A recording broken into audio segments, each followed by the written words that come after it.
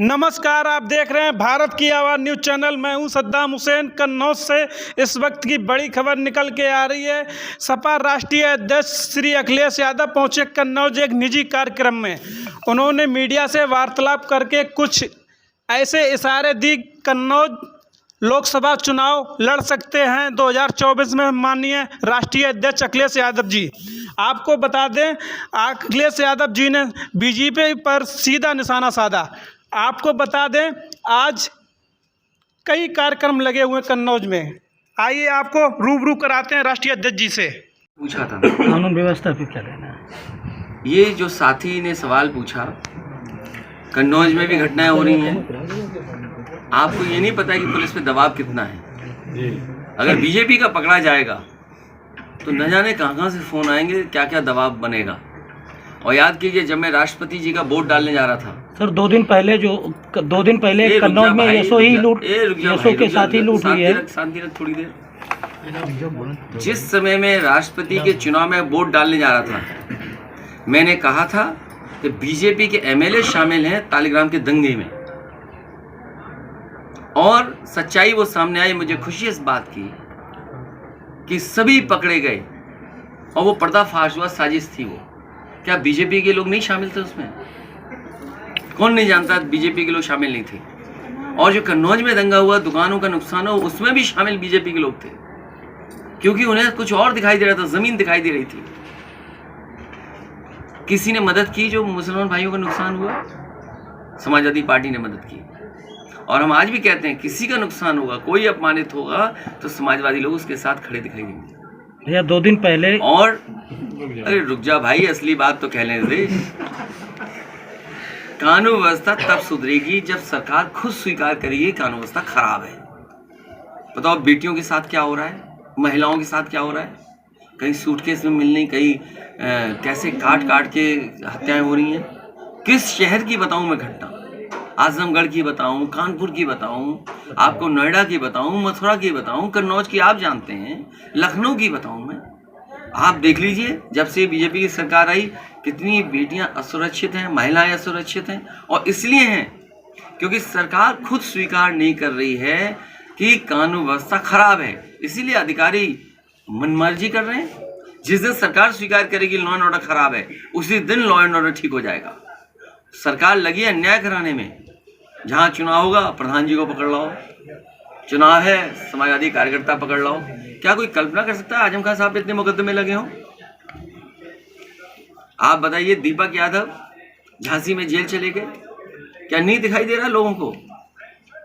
ये सब झूठे मुकदमे लगा रही भाजपा ने अपने स्वार्थ। और जब तक सरकार स्वीकार नहीं करेगी, तब तक कानून व्यवस्था ठीक नहीं होगी। सरकार को स्वीकार करना पड़ेगा कि उत्तर प्रदेश में महिलाएं असुरक्षित हैं।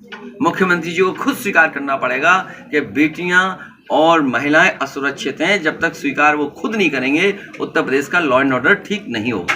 श्रद्धा मर्डर मामले में जो है आफ्ताब को लेकर के एक आ जा रहा है कि लव जिहाद किया गया है। तो क्या लग रहा है कि ये चुनाव देखते हुए जो अभी गुजरात बीजेपी वो काम करेगी जिसमें कोई बजट नहीं खर्च होता है। योगा करिए आप, कोई बजट खर्च होना है उसमें? कोई बजट खर्च होना है? बीजेपी का एक मुद्दा उठा लीजिए।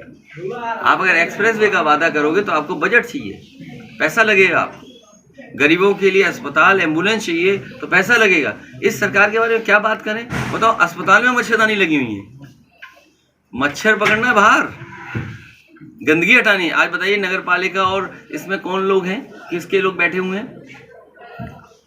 जितने बीजेपी के लोग बैठे हैं, कूड़ा है वहां पर, गंदगी है, मच्छर है, डेंगू है, बीमारी है, और इसीलिए लोगों की जान जा रही है।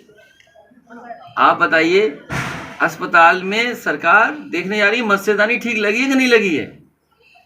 इन्होंने कूड़ा क्यों नहीं हटाया, नालियां साफ क्यों नहीं की? सरकार किसकी थी है? आप देख लीजिए, जहां जहां भारतीय जनता पार्टी के लोग नगर निकाय या नगर निगम में बैठे, सब जगह गंदगी है।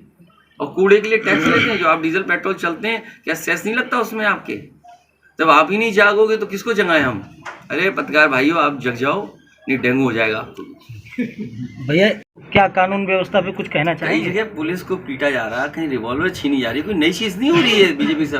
इसीलिए मैंने कहा, सरकार को खुद स्वीकार करना पड़ेगा कि एक तो लॉ एंड ऑर्डर ठीक नहीं है, महिलाएं असुरक्षित हैं, पुलिस पे एक तरफ दबाव है और पुलिस ही के ऊपर ये इस तरह की घटना हो रही है।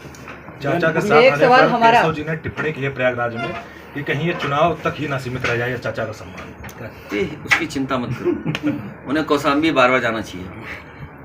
इस चिंता इन सवालों में कुछ नहीं रहता। सर, जीत का अंतर है क्या नेताजी के बाद अब की बार बढ़ेगा क्या है स्थिति? जीत का जो अंतर है। मैनपुरी की जीत अच्छी होगी और जो कुछ मैनपुरी का विकास है वो नेताजी का दिया हुआ है, किया हुआ है। नेताजी को समय समय पर मैनपुरी के लोगों ने साथ दिया है और नेताजी ने भी मैनपुरी का सम्मान बढ़ाया और हर कार्यकर्ता वहाँ नेताजी को याद करके तैयार है वोट डालने के लिए। अच्छा, मेरा एक सवाल का जवाब दे दीजिए। बहुत देर से प्रयास कर रही हैं कि डिम्पल जी को आप मैनपुरी क्यों ले गए? हमारे तो कन्नौज के 2024 में भी तो चुनाव है। 24 में तो क्या आप खुद आएंगे? क्यों, हम क्या करेंगे खाली बैठ के घर पे? अरे हमारा काम ही चुनाव लड़ना है, तो चुनाव लड़ेंगे यहाँ पे। जहाँ पहला चुनाव लड़े वहाँ फिर चुनाव लड़ेंगे। आप टिकट कन्नौज से लड़ेंगे भी? नहीं, वो तो चुनाव लड़ना ही लड़ना है, उसमें क्या रोकना है, इसमें क्या सवाल पूछना है? कन्नौज से लड़ेंगे भी? अरे वो तो अभी तय होगी पार्टी नहीं, से, कन्नौज- तो कन्नौज खाली है तो उसमें क्या करेंगे हम?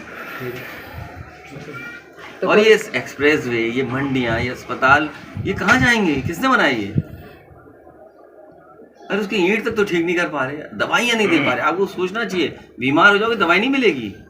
भैया सदर को और डेंगू तुम्हें ना मच्छरदानी पहना देंगे डेंगू से बचाने के लिए। भैया सदर को सर ये ब्रेकिंग न्यूज मान लें कि कन्नौज से 2024 में आप आ अरे भाई ऐसे क्यों बोल दोगे ब्रेकिंग न्यूज? पत्रकार की तरह रहो भाई, ये माना सर, जाए करूँ पार्टी मत बन जाओ क्या हमने टिकट तय कर दी। भैया अरे पत्रकार की तरह रहो, सदर ये में चुनाव लड़ा जाएगा, पार्टी लड़ेगी। भैया सवाल और लोकल मुद्दा जो है 29 आशंका। लोगों के खिलाफ 29 लोगों के खिलाफ सदर कोतवाली में खनन का मामला दर्ज है। पुलिस ने एक को गिरफ्तार किया, वो भी रात में छुड़ा ले गए। भाजपा के अरे लोग- भाई हमें साफ बताओ, हमें जानकारी नहीं है।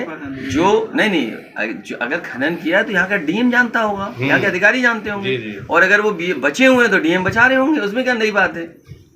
इसमें कोई बात है? नहीं, पुलिस ने गिरफ्तार कर अरे भाई ये लिया, बताइए, गिरफ्तार करके जो ए, है सुनिए। रात में जो है छुड़ा ले अरे गए। भाई निजी मुझे हल्के छोड़ अरे रुक जा भाई, अगर आपने इलीगल माइनिंग की है तो इलीगल माइनिंग के लिए जिम्मेदार कौन है? माइनिंग ऑफिसर प्लस जिलाधिकारी। जिलाधिकारी की जिम्मेदारी है कि कन्नौज में कोई इलीगल माइनिंग ना हो। वहीं जिलाधिकारी की ये भी जिम्मेदारी है पुलिस कप्तान से समय समय पर लॉ एंड ऑर्डर की समीक्षा करना। अगर इलीगल माइनिंग हुई, पुलिस ने कार्रवाई की, बीजेपी के लोग उठा ले गए, तो आखिरकार जिलाधिकारी कर क्या रहे हैं यहाँ पर? कई राउंड उसमें गोलियां भी और चली। सुनिए, जिलाधिकारी कर क्या रहे हैं?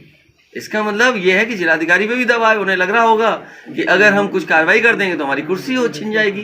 तो इसका मतलब मंत्री बेकार है, यहाँ पर बीजेपी की सरकार बेकार है, सरकार ही बेकार है। और सर जिस कोतवाल ने उन लोगों के खिलाफ मुकदमा लिखा था उसको तत्काल प्रभाव से सस्पेंड भी कर दिया तो गया। कोतवाल से संपर्क रखो, बीजेपी की जो कमजोरी बताता रहेगा।